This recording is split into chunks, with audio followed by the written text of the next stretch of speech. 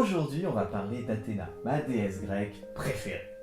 Alors j'aurais bien aimé marquer le coup, mais c'est pas non plus comme si je pouvais changer de décor juste en... Ok.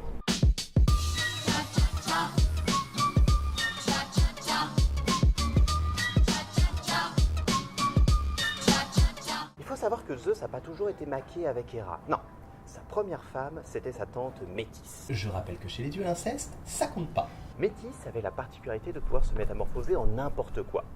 Bon, d'après le mythe, elle s'en servait surtout pour échapper aux avances de Zeus. Un jour, Gaïa prédit à Zeus, si jamais Métis a un enfant de toi, il te détrônera. Et Zeus, il est moyennement chaud parce qu'il avait déjà pris la place de son père Cronos, qui lui-même avait piqué le taf à Papy Ouranos. Non, j'ai rien contre les traditions familiales, mais j'aime bien être le boss en fait. Donc, Zeus va voir Métis et il lui dit, hey, t'es même pas cap de te transformer en goutte d'eau. Métis, c'est la déesse de l'intelligence et de la ruse. Mais elle a jamais entendu parler du chaboté. Donc elle se méfie pas. Bon bah, c'était facile.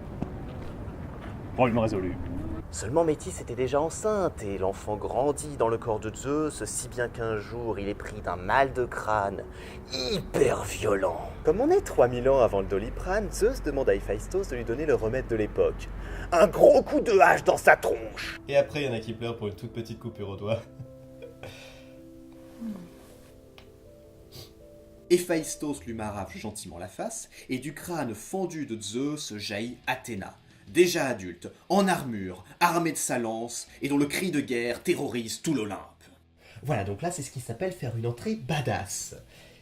Et je vois pas comment faire mieux.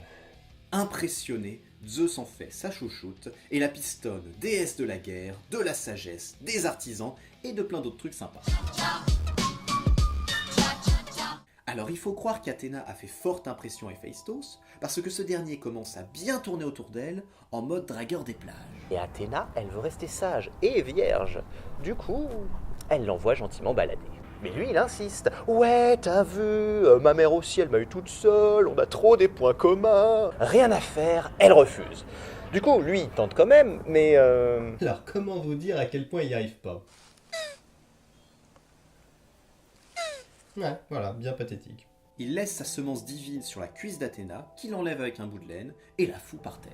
Sauf que la Terre, c'est Gaïa, et elle donne naissance au petit Érictonios, qui du coup a un papa et puis 2 mamans. Plus ou moins. J'entends d'ici la manif pour tous gueuler. Et je suis à 2000 bornes de la France. Bref, Athéna le recueille pour pouvoir l'élever toute seule, et elle finit par le cacher dans un coffre. Ouais, c'est pas une super maman en fait, hein. Athéna confie le coffre aux filles de Cécrops, le premier roi d'Athènes, en précisant bien que surtout, il ne faut pas regarder à l'intérieur. Alors, tous ceux qui connaissent l'histoire de Pandore se doutent un tout petit peu de la suite. Elle regarde dedans. Et alors là, soit le gamin est super moche, soit c'est Athéna qui les rend folles, mais dans tous les cas, elles prennent peur et elles se jettent du haut de l'acropole. Mais bon, ça finit bien pour Érictonios, qui devient quand même le 4e roi d'Athènes, après avoir chassé Amphictyon, le roi précédent. Il met en place le culte à sa maman dans la ville, et fonde l'Érectéion en son honneur, le brave petit. Bon, c'est pas par hasard si Athéna est allée voir les filles de Cécrops, c'est qu'elle le connaissait depuis un bail, le gars.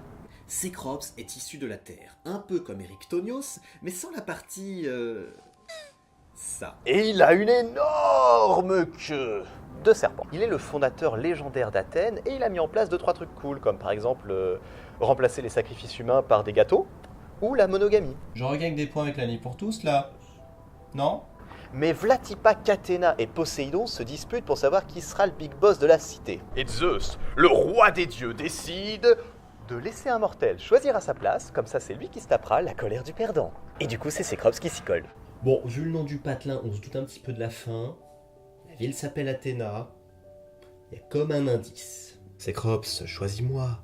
Je te donne l'olivier, dont les branches offriront de l'ombre aux bergers, dont les fruits nourriront ta population, et dont l'huile accompagnera vachement bien les tomates mozzarella. Non, Cécrops, choisis-moi. Regarde, je frappe le sol de mon trident, et voici une fontaine d'eau de mer pour ne pas boire dedans parce que c'est de l'eau salée. Mais c'est joli. Bon, dans d'autres versions, il fait un cadeau un petit peu moins bidon, genre le cheval pour faire la guerre. Mais bon, la fontaine, quoi. Étonnamment, Cécrope choisit Athéna. Et Poséidon le prend plutôt bien. Bon, il lui envoie un raz-de-marée. Mais c'est un petit raz-de-marée. La déesse aux yeux clairs devient donc la gardienne d'Athènes. Et aujourd'hui encore, on la voit protéger la ville.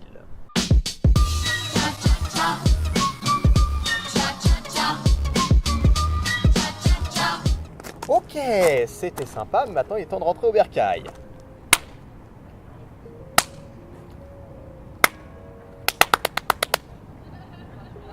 Ah, sans mytho.